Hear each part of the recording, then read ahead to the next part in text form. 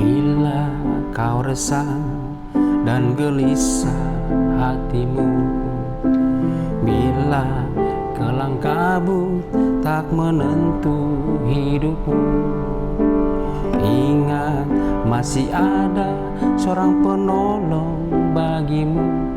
Yesus tak pernah jauh darimu. Berseru memanggil namanya, berdoa dia akan segera menghampiri dirimu. Percaya dia tak jauh darimu, dia hanya sejauh doa. Shalom Bapak Ibu Saudara terkasih di dalam nama Tuhan Yesus Kristus. Kita bersyukur kepada Tuhan kalau pada hari ini kita diberikan kesempatan kembali untuk kita boleh menikmati kebaikan Tuhan lewat firman Tuhan yang boleh kita dengarkan pada saat ini. Sebelum kita mendengar firman Tuhan, kita berdoa. Bapa dalam surga, dalam nama Tuhan Yesus Kristus, Engkau baik dan sungguh baik dalam hidup kami. Kami mau menikmati kebaikan-Mu Tuhan lewat kebenaran firman Tuhan pada hari ini. Biar Engkau Tuhan yang mengurapi kami, biarlah kebenaran firman-Mu Tuhan kami boleh dengarkan, kami boleh aplikasikan dalam hidup kami, dan nama Tuhan dipuji, dimuliakan dalamnya. Terima kasih Tuhan, Engkau memberkati pemberitaan firman-Mu. Haleluya, amin. Puji Tuhan. Saudaraku terkasih dalam nama Tuhan Yesus Kristus, kita bersyukur kepada Tuhan. Pada hari ini kita akan menikmati kebenaran firman Tuhan yang terambil dalam 1 Tesalonika 5 ayat 17, satu ayat saja yang begitu singkat yang menjadi renungan dalam kehidupan kita. 1 Tesalonika 5 ayat 17 demikian bunyinya, tetaplah berdoa. Saudaraku terkasih dalam nama Tuhan Yesus Kristus, akhir-akhir ini adalah hari akhir-akhir di mana kita masa-masa kita harus senantiasa berdoa, bersekutu, memuji dan memuliakan nama Tuhan. Nah, pada saat ini kita akan belajar sebagai orang-orang yang percaya kita harus berdoa. Doa adalah menjadi napas kehidupan dari orang-orang percaya, karena dikatakan di dalam Yakobus 5 ayat 16, di sana dikatakan di bagian B-nya bahwa orang yang berdoa, doa orang benar itu sangat besar kuasanya. Saudara terkasih dalam nama Tuhan Yesus Kristus, maka daripada itu kita harus senantiasa berdoa. Apapun dalam yang kita hadapi dalam kehidupan ini, kita harus berdoa. Karena tanpa doa kita tidak bisa melewati segala satunya di dalam kehidupan ini. Maka pada hari ini kita akan melihat beberapa makna doa bagi orang percaya. Yang pertama adalah doa itu, kalau kita berdoa, kita akan memiliki hubungan yang erat dengan Allah. Sebagai bukti kalau kita mempunyai hubungan yang erat dengan Allah, kita harus berdoa. Karena lewat doa itulah kita akan berjumpa dengan Tuhan. Kita boleh mengutarakan isi hati kita lewat doa, dan doa itulah yang membuat kita merasa tenteram dan nyaman dalam kehidupan ini. Dan yang pertama ini dikatakan bahwa kita harus berdoa untuk membangun hubungan yang baik dengan Allah. Karena sesungguhnya dikatakan dalam Kejadian 3 ayat 1-24 dikatakan di sana bahwa hubungan manusia dengan Allah itu rusak oleh karena dosa, oleh karena pelanggaran, dan harus dipulihkan dengan di mana Yesus datang ke dunia ini. Dia berkorban, mengorbankan nyawanya, mati di kayu salib untuk memulihkan hubungan antara Allah dengan manusia. Dan sekarang ini kalau hubungan kita dengan Tuhan lagi bermasalah, maka kita harus berdoa. Lewat doa itulah kita membangun hubungan kita kembali kepada Allah sebagai dengan intim, dan kita percaya lewat kita berdoa kita akan mengalami damai sejahtera dan sukacita ketika kita melewati hari-hari di dalam kehidupan kita. Lalu yang kedua, makna doa bagi orang percaya adalah dengan berdoa kita akan memperoleh kekuatan dan kuasa Allah. Nah, saudaraku terkasih dalam nama Tuhan Yesus Kristus, akhir-akhir ini ada banyak hal yang kita lewati, ada banyak hal tantangan-tantangan yang kita lewati. Sebagai orang percaya, kita tidak pernah luput dari segala tantangan, cobaan, dari segala pergumulan-pergumulan yang ada. Namun ketika kita menyampaikan semua itu ke dalam tangan Tuhan, kita berdoa dengan sungguh-sungguh, dan lewat doa kita itu kita akan memperoleh kekuatan, dan kuasa Allah itu akan terjadi nyata dalam kehidupan kita. Sebagaimana Silas dan Petrus, mereka berdoa, lewat doa mereka boleh dilepaskan dari setiap belenggu-belenggu yang mengikat mereka. Bahkan ketika juga bangsa Israel pada saat itu hendak sudah ingin dimusnahkan, tetapi lewat doalah ketika bangsa itu berdoa bersama dengan Esther, dan bangsa Israel pada saat itu diselamatkan, diluputkan dari kematian yang begitu besar, di mana sudah sepakat bahwa bangsa itu akan dimatikan. Ada banyak lagi contoh yang lain.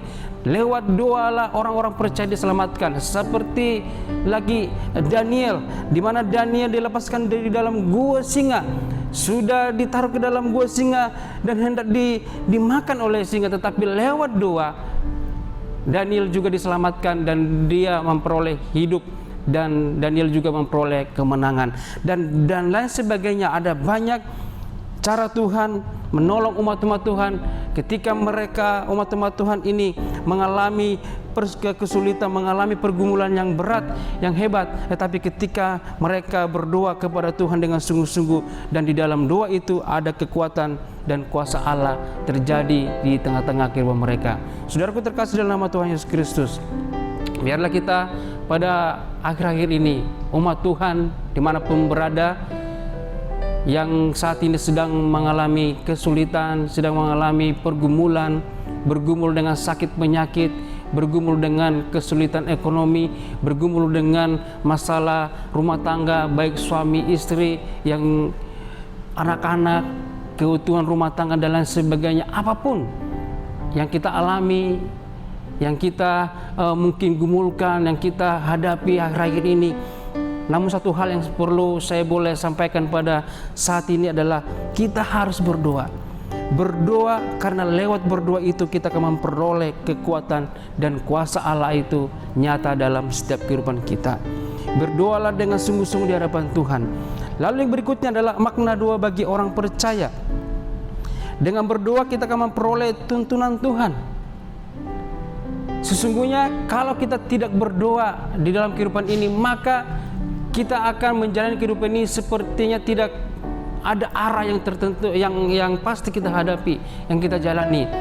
Kita tersesat, kita tidak bisa berjalan dengan baik karena mungkin kita jarang berdoa. Tetapi dikatakan dalam firman Tuhan ini, dengan berdoa kita akan memperoleh tuntunan daripada Tuhan. Saya teringat bagaimana bangsa Israel pada saat itu ketika Musa berdoa kepada Tuhan, maka Tuhan memberikan hikmat kepada Musa, dan lewat kepemimpinan Musa, umat Tuhan itu dituntun.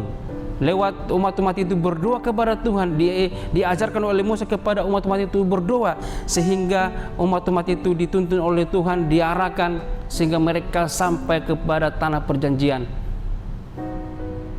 Dan kita melihat bagaimana dengan berdoa itu mereka memperoleh tuntunan yang pasti daripada Tuhan. Saya percaya juga saudara terkasih dalam nama Tuhan Yesus Kristus, ketika kita juga berdoa kepada Tuhan, makna yang ketiga inilah orang-orang percaya yang selalu gemar berdoa, maka lewat doa itu dia akan mengalami tuntunan, dia akan mengalami penyertaannya daripada Tuhan. Lewat doa kita akan diarahkan, kita akan dituntun kepada jalan kebenaran itu, dituntun kepada jalan yang benar yang Tuhan nyatakan dalam kehidupan kita. Kita tidak tersesat karena kita berdoa kepada Tuhan dengan senantiasanya kepada Dia. Yang keempat, makna doa bagi orang percaya adalah dengan berdoa kita mengenal kehendak Allah. Dengan berdoa dikatakan kita akan mengenal kehendak Allah. Dengan berdoa kita akan mengetahui apa isi hati Tuhan dalam kehidupan kita. Apa kehendak Tuhan yang ingin Tuhan nyatakan dalam kehidupan kita. Bagaimana kita bisa mengetahui itu? Yaitu adalah kita harus berdoa kepada Tuhan. Kita harus sungguh-sungguh berseru kepada Tuhan, meminta kepada Tuhan, minta pertolongan kepada Tuhan.